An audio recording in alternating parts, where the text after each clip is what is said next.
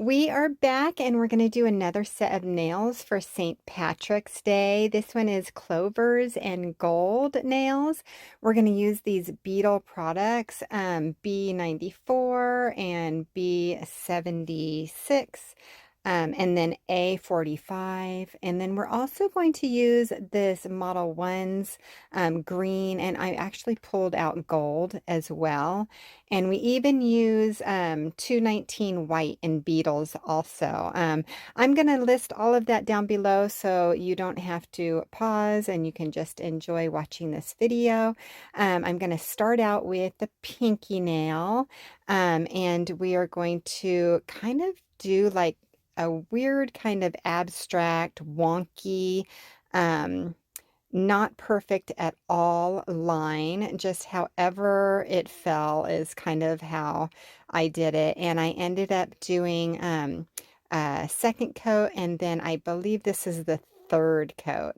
So this black is yeah, really, really thin, and I wanted it to go on thin because I didn't want it to wrinkle, and I wanted it to be a very deep, rich black color. So I did do 3 coats on each of the nails of the black, and then with the parts that I I hadn't made black, I went in with this tan, and this tan is just the opposite. It's like super duper thick. So it actually only took 1 coat. So yeah, interesting, huh? But that's okay because it balances out, because this is on the tan. This is where we're going to do the all of the art, right? So it does end up balancing out. So this is the gold Model 1's gel liner that I was talking about. If you've never seen any of my videos before, just know that I do cure in between coats. So when I was talking about doing 3 coats of the black, I cured for 60 seconds under my LED lamp in between each coat. And then I put on the tan, and then I cured it. And now I'm putting on the gold gel liner, and I'm going to cure it, and so on and so forth. So that way I don't have to keep telling you that I cured it for 60 seconds, because I basically do. Every once in a while I will just flash cure, and that's when I'm just putting on like a couple little dots of a color or something. Then I just flash cure it for like 15 seconds or so in the lamp, and then I move on. But yeah, most of them are cured for 60 seconds. With this one, I tried something that I do every once in a while. I prefer to do my art on matte, but I don't want the bulk of an extra full matte top coat, like covering the whole nail, because that just starts to bulk up the nail. So instead, I just wipe off the tacky layer. And yes, this Beetles product does finish with a tacky layer. So you don't have to wipe it off if you're going to finish it with a shiny top coat like I do. I almost always use a shiny top coat, but yeah, so now we're putting on our very first Shamrock, and it ended up so cute. And then I cured it, and then I put these really cute um, gold. They're almost, when you open the bottle, it looks gold in this picture, but it almost looks rose gold when it comes out of the bottle. And then when you put it on the nail, it just has like this perfect gold shimmer. So that was the pinky nail. I actually ended up going in with the pinky nail before I top coated it. I ended up putting on some bling, and I'm going to show you that in some of the later nails, but this one is right next to the pinky nail. This one is the ring finger, and do you see how I did it kind of wonky on the left side? It's kind of like up, curved up, like a C curve, and then on the right side on the top, it's not. It's just kind of almost flat. There's a reason for that, and if you saw the first picture, you'll see that they all kind of meld in together to make one big picture, right? All 5 of the nails. So I will show you all 5 of the nails at the end, and so you'll get a real good look on what this is really turning out to be and why I made these lines so wonky like I did. But I hope you're enjoying watching it anyway. I was wondering while I was doing this, if you would like to know what shamrocks really mean, because I don't know, I'm Irish for sure, but let me know down below if you already knew this information. I actually went in and Googled it, and I want to tell you what shamrocks really mean. Okay, well, first of all, in order to call a leaf a shamrock, it has to have 3 green leaves, opposed to the 4 green leaves, which is called a 4-leaf clover, right? That's not called a shamrock. So shamrocks have 3 leaves, and they don't necessarily have to be green, and that's because they come in a variety of colors. There are actually red shamrocks, there's purple shamrocks, um, there's even pink shamrocks, and they mean different things. And yeah, it's really kind of cool. So if you ever are interested in what a shamrock really means, then Google it. There's so much information about it. But just a few things that I wrote down is that well, first of all, 4-leaf clovers are considered to be magical. So, and the very first time that was written about in any literary work was by Sir John Melton. And so it was supposed to be very magical. And back in, I think it was in the medieval times, the children would carry around 4-leaf clovers to keep themselves safe and ward off like magical creatures. And it also gave them the ability to see fairies, which was super cool, right? Um, let's see. Are clovers edible? No. Well, yes, but no. I want to say no because if you eat them in abundance, then they're actually very poisonous. But a few animals actually eat them, like deer love to eat clovers, and shamrocks, I should say shamrocks, but in very small quantities. But you can pick them, just don't eat them. You can eat probably one and it won't kill you, but yeah, I wouldn't. Yeah, I would just stay away from the edible idea of a shamrock and instead just pick those 4-leaf clovers, because a 4-leaf clover is thought to be good luck. And it also, the 4 leaves, I'm going to do the same thing on all of these nails, so that's why I'm telling you this. But the 4 leaves symbolize faith, hope, love, and luck. So that's why a 4-leaf clover is so extra special. Also, that it is a genetic mutation that creates the 4 leaves opposed to the 3. And so they're really hard to find. Yeah, if you've ever tried looking for one, then yeah, they're really hard to find.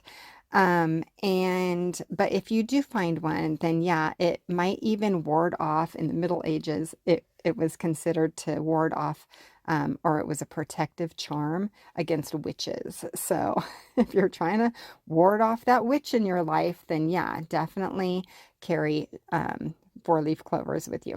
No, I'm kidding. But anyways, they also come in red, they come in purple, and they attract butterflies. So that's pretty cool. Deer love to eat them. Apparently deer's, you know, genetics can handle eating them, but we can't. So yeah, don't eat them. Anyways, the red 4-leaf clover is actually considered the actual true shamrock. And that is because it was mutated on purpose by, I didn't catch the guy's name, but it was like, I don't know, somebody had done it on purpose. And so, and he ended up mutating it into a 4-leaf red clover. So those are pretty special too. Anyways, that's what I found on the internet when it came to clovers and shamrocks. And if you're interested, you want to learn more, then definitely Google it because it's so interesting, right? Okay, so now we are on the middle nail, and I just kind of capped the top. and then kept the bottom. And just like all of the other ones, I filled in the remaining part of the nail with the tan, and then I uh, created that border with the gold. And I just love the way that border turned out. Um, it just adds something magical to it, doesn't it? With that gold border in between the tan and the black. It just pops for me.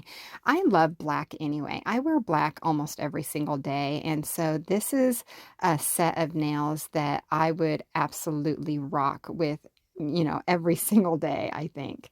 Not only St. Patrick's Day, but maybe just to show off that I am Irish. Yeah. So let me know down below if you love black too, if you wear black as often as I do. I literally have black on every single day. At least one piece of my clothing is black. So if I'm wearing jeans, it's always like a black sweater, that kind of a thing.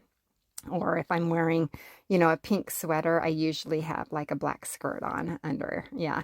So anyways, yeah, so let me know. This one I did the 3 leaves, and then I put the gold down at the bottom. And at this point is when I decided, you know what, I'm going to add, excuse me, I'm going to add some gems.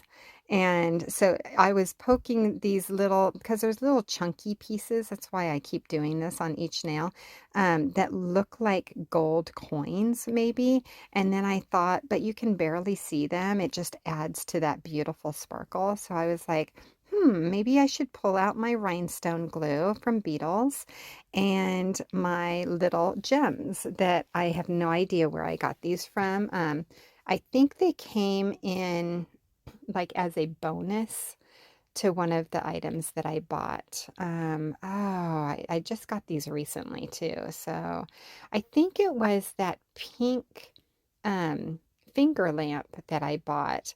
That, do you remember? I posted it on my Facebook that it was funny because I bought it off of Amazon. That it was like a little handheld pink um, LED light to do like single nails one at a time. And when I ordered it off of Amazon, and apparently the Amazon worker was either really, really new or just in such a hurry that they forgot to put the actual product in my Amazon bag. So they sent me only a card. I kind of got a glimpse on, the process that Amazon uses because it was a card with a picture of the lamp. It was so funny. And so I contacted them and yeah, they said send back the card and we'll send you the correct item. I'm like, okay, thank you, because I wasn't going to pay all that money just for a card, right? Anyway, when they sent it, it came with a couple of other little items, and one of them was that set of little teeny gems. They're like really small gems, but they're cute and they're good quality. So I was like, I'm going to use them. Okay, so now this one is the pointer finger, and yeah, it wouldn't be St. Patty's Day without at least one leprechaun. And so instead of drawing a whole leprechaun, which is what I did in my last set, if you haven't seen that yet, go hit my videos and yeah, scroll down and you'll see that I did a leprechaun in my last St. Patty's set. And yeah, but yeah, wouldn't be a set for St. Patrick's Day without a leprechaun's hat. So a leprechaun was somewhere close to this pile of gold, and he got so excited that he left his hat by accident. So yeah, and then of course I did a little shamrock right next to it, a little 3-leaf clover, and then of course we added the gold to the center. We have to make like a little buckle on the hat, and so we're going to add the gold to the center of the hat, and then we are just going to go around that little gold. Oh, and I added a couple of little dots in between the four-leaf clover or three-leaf clover, the shamrock. So, and then I took the black and now I'm making like the buckle. And it's funny because as I was making this, this is how my universe works. As I was making this, I wasn't talking about it, and Logan is in the next room. My craft room is right next to his bedroom, and so he's playing video games, and I wasn't even talking about leprechauns or hats or anything like that, but just out of the blue, he says, "Hey, Mom, why do leprechauns have belts on their hat?" It was the strangest thing for him to ask that at that particular moment. Don't you think? It's like we're connected telepathically. I mean, you know, I'm not usually like way out there, but when things like that happen, yeah, it makes me think a little that, there is definitely more going on than we realize. But yeah, so I don't know. I should have Googled that too. Why is there? I told him, I said, well, if I put a belt on my hat, it would probably be to be able to tighten it when needed. I don't know. But yeah, so we should Google that and find out why, right? Okay, so then I put the gold on and I made it look like the shamrock was growing out of the gold pile, and that the hat was sitting on top of the gold pile. And now I'm going to go in with gold that is spilling very closely. So now the little gold um, rhinestones are even on the top and kind of flying through the air and then landing on the ground on the other piles and piles and piles of gold, right? So that is why I put so many on the pointer finger, and that is because it is right next to the thumb. Now, I was cracking up. I don't know where my head was when I was doing this thumb, but I knew it was the last nail that I was going to do, and I knew that it was going to have the pot of gold in it. So I put a lot less black in this nail, and then I also could not wait, apparently, for the beginning of doing the pot of gold. So watch what I do. It's so crazy. And I didn't even realize until I was almost done with the pot what I had forgotten. So I put 3 coats of this black on, and then I added a little more black, and then a touch of black, and then I brought in my 219. This is also a Beatles color. Once again, all these colors and everything will be listed down below in the description. So if you are looking to get something that I'm using, then go for it. I use just the little samples of all this. I buy them in the sample kits, which are super affordable. And then that way you get a whole bunch of different colors. And so that's what I use. But the white, I actually bought the full size because I use white all the time. But yeah, so I started doing the pot, and I was so into it, and I was just not even thinking, but I had completely forgotten to put the tan on. So that's where my head was. And then I added just a touch more black to that gray, and I bordered the pot, and then I kind of made it look a little pop art. I went in with a couple of pop art kind of lines right here, and then right on the other side, and then a dot, and it kind of made it look cartoonish. And then I was like, oh my gosh, okay, so I must have, oh, and then I darkened it because it was not quite, it was still a little transparent. But at this point I was like, okay, I forgot the tan. So what do you do when you forget the tan? You can have a nail that is completely clear. You absolutely can. I see that all the time. Clear nails with a little bit of art or just a little bit of glitter. It's just very like that simplistic look and, just an easy kind of clean look. But I didn't want that. Of course, I wanted it to be part of this whole collage of nails that I'm making. And so I was like, okay, how am I going to do this? How am I going to do this? I'm going to edge it in gold first and figure out how I'm going to get this tan on. And the beauty of gel really is that there's never really a mistake. And I don't think there's any wrong order that you can do this in. So even though I am very like, I do the same thing over and over again, that's just how my mind works. You don't have to. So I was like, okay, so once I cured that golden line on, I just went in very carefully. I didn't even have to use the brush, but I went in. This is actually kind of haphazard of me to use the brush, but I'm confident in, where I'm putting my polish. And if I'm having a problem getting in a little corner or whatever, then I just use a liner brush, which is what I did for the rest of it, just to get into all of those little corners. And yeah, so it ended up looking like I had done it exactly like I had done the other four nails. And that just goes to show you that even if you forget something, it's never too late with gel. You can always just add it right back in, and you can't even tell. Like the end result, no one would ever know that I did this opposite. Yeah, and that there's no tan underneath that nail, right? Actually, I flipped it over as I was, curing it because I did two coats of the tan.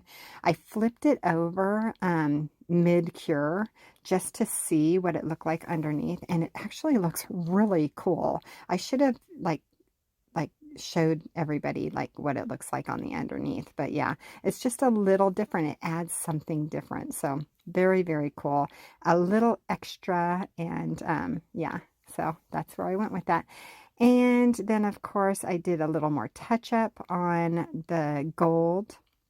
It was actually a little transparent also. I had put it on extremely thin, and so I just deepened it. You can kind of see through it right there. I don't know if you caught that, but I deepened the color by adding a second coat. And this is the only nail that I did two coats on because it was the only nail that I actually had to do two coats of it on.